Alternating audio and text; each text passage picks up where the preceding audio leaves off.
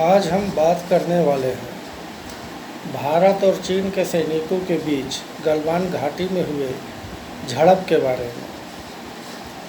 यूँ तो सभी लोग गलवान घाटी का समाचार और वीडियो 6 जून से लगातार देख रहे हैं, परंतु लोग आज भी यह समझ पाने में असमर्थ हैं कि आखिर गलवान घाटी में युद्ध हुआ क्यों हुई दोनों देशों के सैनिकों के बीच झड़प। दूसरी बात, कर्नल संतोष बाबू के नेतृत्व में वहां बातचीत करने गए सैनिक बगैर हथियार के क्यों गए, जबकि ट्रेनिंग में सख्त हिदायत दी जाती है कि किसी भी परिस्थिति में सैनिकों को हथियार नहीं छोड़ना है जब तक कि शरीर में जान बचा हो। इसके साथ ही और भी कई तरह की बात है, जैसे चीनी सेना 5 किलोमीटर अंदर घुस आया, 9 किलोमीटर अंदर घुस आया, एवं कुछ नेताओं ने तो यहाँ तक कह दिया कि 135 किलोमीटर अंदर घुस आया। भारत चीन के आगे घुटने टेक दिया, आदि आदि। तो आइए हम लोग गलवान घाटी में हुए सैनिक झड़प की पूरी बात जानते हैं और निर्णय करते हैं कि आखिर वास्तविकता क्या है। बात उस समय की है जब जॉर्ज फर्नांडिस वाजपेयी की सरकार में रक्षा मंत्री हुआ करते थे। वाजपेयी सरकार ने रक्षा मंत्री को भारत के सीमाओं की पूर्ण सुरक्षा के लिए रिपोर्ट तैयार करने को कहा था। माननीय जॉर्ज फर्नांडिस ने अपने रिपोर्ट में कहा कि चीन की सीमाएं दुर्गम इलाके वाले हैं जहां सैनिक भेजना काफ़ी कठिन है। आपात स्थिति में सैनिक भेजने में कई दिन लग जा सकते हैं, जो एक सुदृढ़ राष्ट्र के लिए कतई अच्छा नहीं है।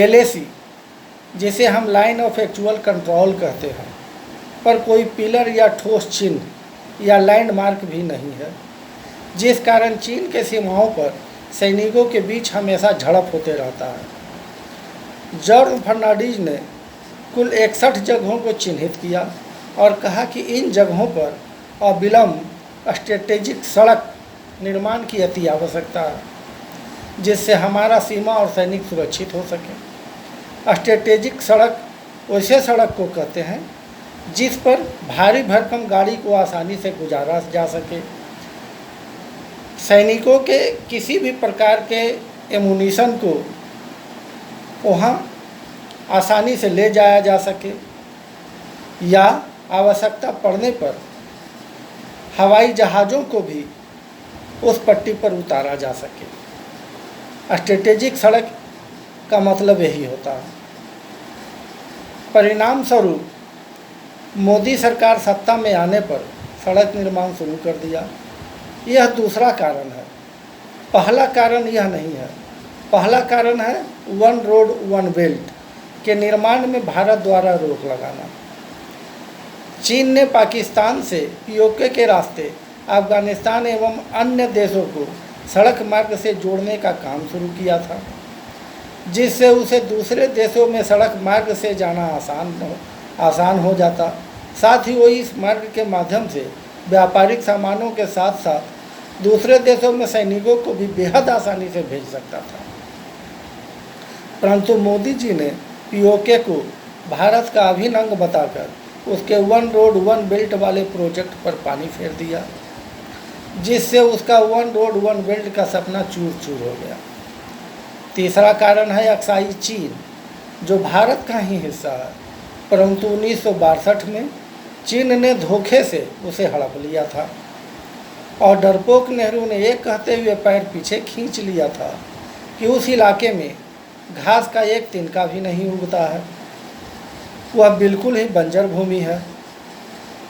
चीन चाहे तो और ज़मीन ले ले, हमें कोई आपत्ति नहीं है। चौथा कारण है तिब्बत विवाद को सुलझाने का मोदी जी का कवायद शुरू करना, जिसके लिए अमेरिका में विधेयक भी पास किया जा चुका है कि तिब्बत एक स्वतंत्र राष्ट्र है, जिसे चीन ने पश्चिमी देशों से सुरक्षा के नाम पर वहाँ के धर्मगुरु दलाई लामा और शासक परिवार से हस्ताक्षर करा लिया और बाद में उसे तिब्बत से भागने पर मजबूर कर दिया। वे लोग लंबे अरसे से भारत में शरण लिए हुए हैं। अगर तिब्बत विवाद सुलझ जाता है तो उससे भारत को बहुत ही बड़ा फायदा होने वाला है।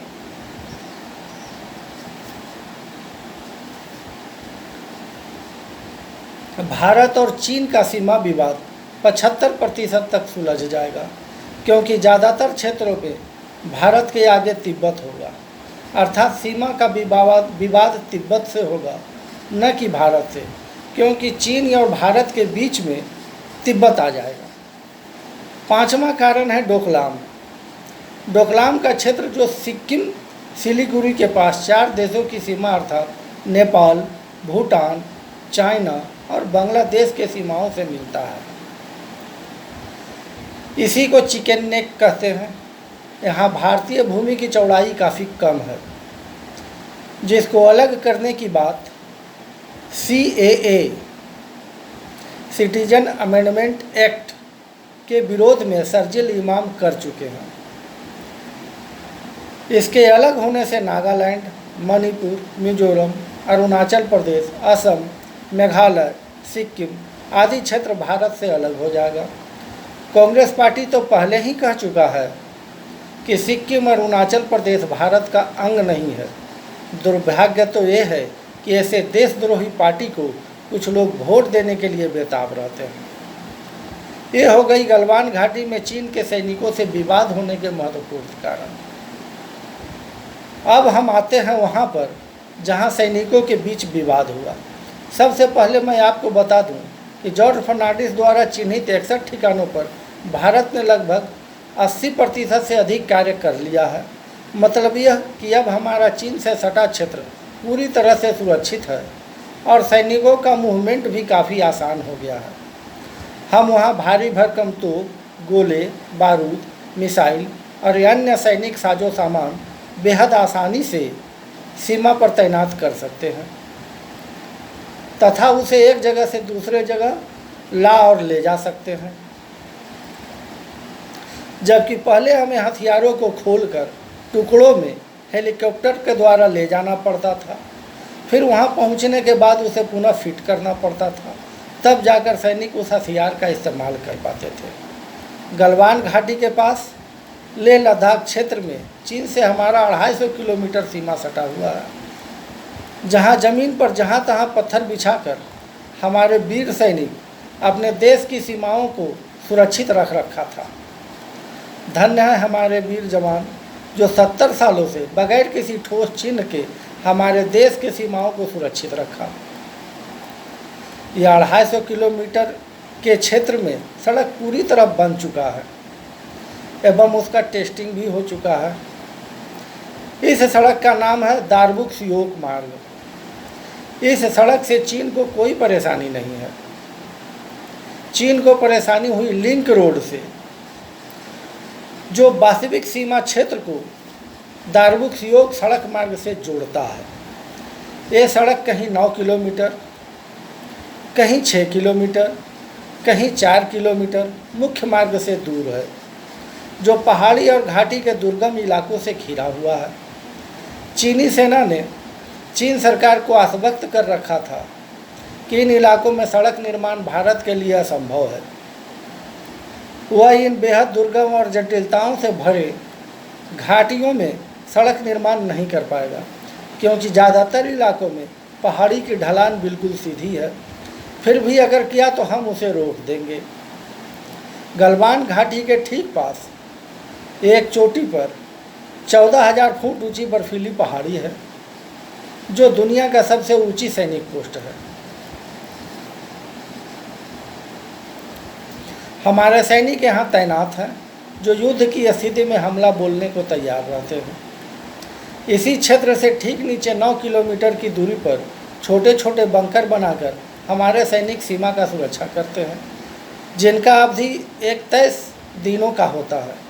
उतने दिन बीत जाने के बाद वे सैनिक ऊपर आ जाते हैं, जहां 9,000 फीट की ऊंचाई पर सैन्य अड्डा है, और उनके स्थान पर दूसरे सैनिक वहां ड्यूटी देते हैं।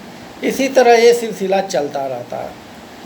सरकार ने सबसे पहले इस 14,000 फुट की ऊंचाई वाले चोटी के नीचे 9,000 फुट की ऊंचाई पर एक एयर बेस बनाया। जैसे आप सैनिक हवाई अड्डा भी कह सकते हो, तथा इसे लिंक रोड से जोड़ दिया।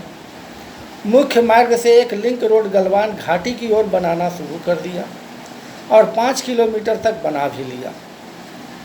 आप यह भी जान लें कि सरकार ने सभी सैन्य ठिकानों तक लिंक रोड बना दिया है, जिसमें कहीं कहीं थोड़ा ही काम बाकी रह गया है। उसी तरह इस लिंक रोड को भी बना रहा है। चीन सरकार तो तब जागी जब गलवान घाटी में LAC के बिल्कुल करीब गलवान नदी पर पुल बनना आरंभ कर दिया। और तो और पहाड़ी की चोटी वाले एयरबेस पर पहले छोटे विमानों को उतारा गया, फिर एक विशालकाय विमान हरकुलिस को उतारा गया और अंत में C-17 ग्लोबल मास्टर, यह भी बहुत विशाल विमान है, उसे उतार दिया गया। फिर क्या था, चीन सरकार ने उस पोस्ट पर तैनात अफसरों का क्लास लगा दिया। अब चीनी सेना को साख बचाना था, तो उसने मिट्टी वाले ट्रकों में सैनिकों को लाना शुरू कर दिया और यह प्रत्याशित तरीके से सैनिकों की संख्या सीमा पर बढ़ाने लगा। उसने 5000 से अधिक सैनिक जमा कर लिए। अब उसने हमारे सैनिकों को LAC पर पेट्रोलिंग करने से रोक दिया, जो इस पुल निर्माण से 5 किलोमीटर दूर है, तथा पुल के कार्य को भी रोक दिया। वे लोग पुल इसी को कांग्रेसी नेता बता रहे थे कि चीन 5 किलोमीटर अंदर घुस आया। बात बड़े अफसरों तक पहुंच गई। दोनों पक्षों ने आपस में बात करके मामले को सुलझा लिया तथा चीनी सैनिक पीछे हटने के लिए तैयार हो गए। परंतु चीनी सैनिक न तो पीछे हटे, न पुल निर्माण का काम चालू होने दिया। इसी बात के लिए हमारे कर्नल संतोष बाबू अपने सैनिक टुकड़ी के साथ बात करने गए कि जब बड़े सैन्य अफसरों के बीच बात हो गई और तुमने पीछे हटने की बात स्वीकार कर लिया है, तो तुम क्यों अड़े हुए हो और ये अपने सीमा में क्यों नहीं जा रहे? इसी मौका के तलाश में चीनी सैनिक थे, जिन्होंने हमारे सैनिकों को मारने के लिए कटीले हंटर, जिसमें नुकीली काटियाँ लगी हुई थी, और नुकीले पत्थर के औजार बना रखे थे।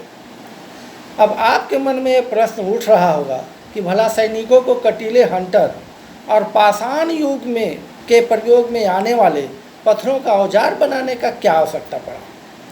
यह प्रश्न लगभग हर भारतीय के मन में है। और तो और PM बनने का दम भरने वाले नालायक कांग्रेसी राजकुमार राहुल गांधी ने भी इस प्रश्न को उठा दिया कि मोदी ने निहत्थे सैनिकों को बलि देने के लिए वहां भेजा ताकि राजनीति की जाए, बिहार और बंगाल के चुनाव में इसका लाभ लिया जाए।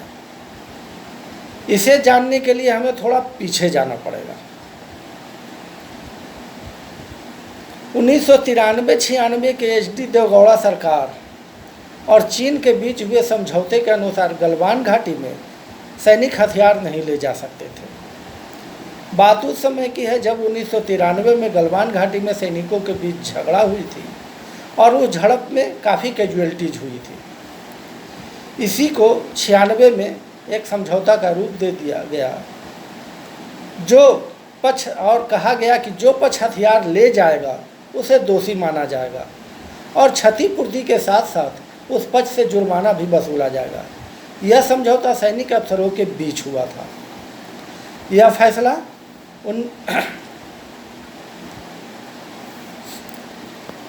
फैसला उस समय 93 में हुए कैजुअल्टी के आधार पर लिया गया था। चूँकि हमारे सैनिक वहाँ 14,000 फुट की ऊंचाई पर है, तो वहाँ हमेशा हमारा बढ़त बना रहता था और हम मजबूत स्थिति में होते थे।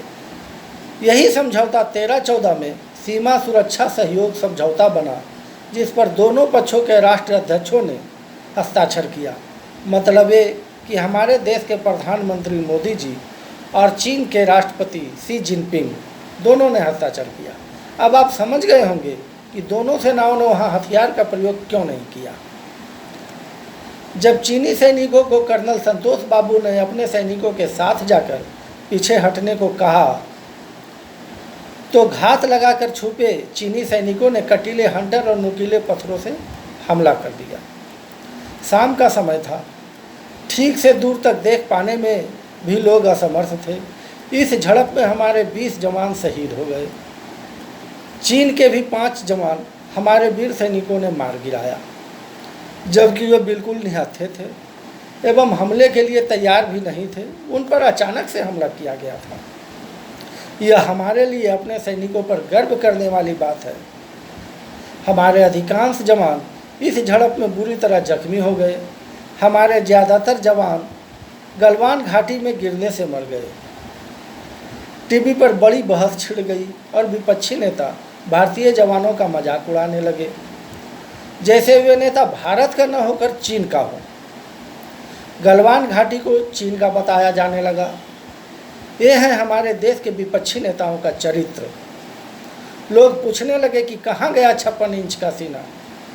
टीवी पर जीडी बख्शी और अन्य सुरक्षा सलाहकारों को बुलाया गया और उनसे चुभने वाले सवाल पूछे जाने लगे, जैसे पूरे घटनाक्रम के लिए वही जिम्मेवार हो। ये वो समय था जब भारतीय सैनिक बदला लेने के लिए पूरी तैयारी कर चुके थे। विपक्षी टीवी के माध्यम से जीडी बख्शी से भेद खुलवाना चाहते थे, जिससे कि चीनी सैनिक सतर्क हो सकें, क्योंकि विपक्षी जानते थे कि भारतीय सैनिक बदला जरूर लेगी, क्योंकि प्रधानमंत्री नेहरू जैसा डरपोक नहीं 56 इंच का सीना वाला है। प्रधानमंत्री पर भी जवाब देने के लिए एकदम से दबाव बना दिया गया, जिससे चीन को लाभ पहुंचाया जा सके। कहा जाने लगा कि पाकिस्तान के मामले में तो बड़े बड़े डिंग हाँकते हैं मोदी जी, चीन के सामने आते ही पैंट ढीला हो गया। प्रधानमंत्री चीन से बोलने में भी डरते हैं। ये सारी कवायद योजनाओं को जानने के लिए किया जा रहा था, न कि प्रधानमंत्री मोदी को मदद करने के लिए, जिससे चीनी सैनिक को सतर्क किया जा सके और उसका बचाव हो सके और सदन में इस बात को उठाया जाए कि चीन के खिलाफ जब बात आई तो मोदी जी कुछ नहीं कर सके। इस प्रकार समय 16 घंटा बीत चुका था। अब बारी थी भारतीय सैनिकों का, जिसे अपना बदला बगैर किसी हथियार के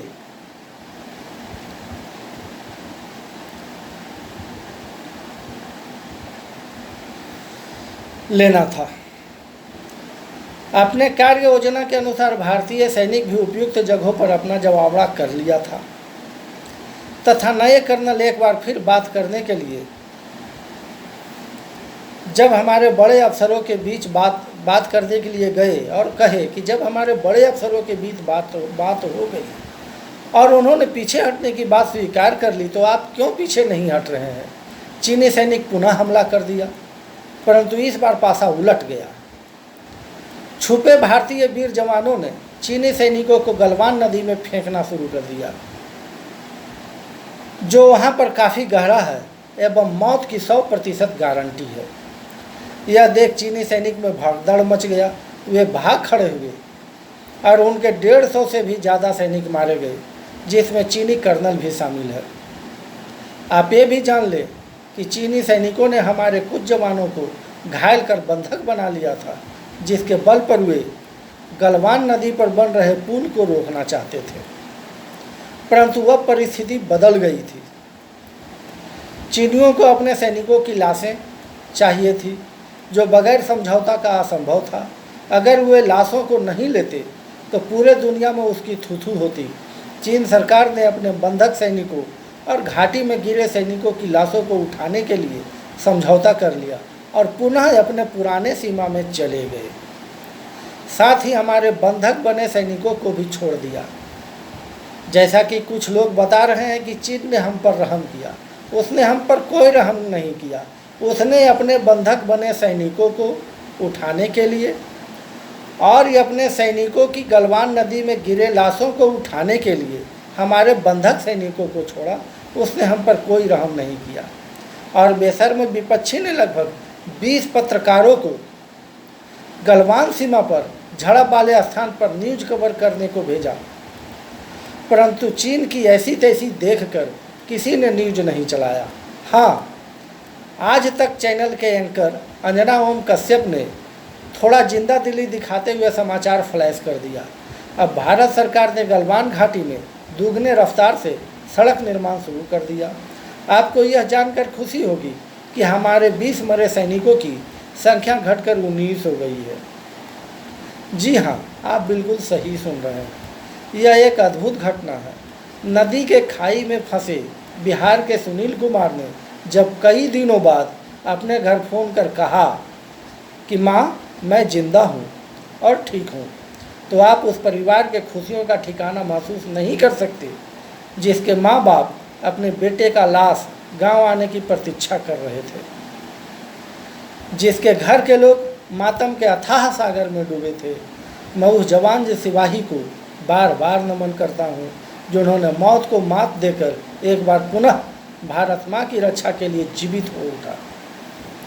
साथ ही मैं उन सभी शहीद सैनिकों को भी नमन करता हूँ जिन्होंने निहत्था एवं कम संख्या बल होने पर भी बहादुरी से लड़ा और भारत माँ का सर गर्व से ऊंचा रखा। एक और ज़रूरी बात आपको बता दूं कि इन दिनों चीन के सभी सीमाओं पर हमारे सैनिक रेड अलर्ट पर हैं।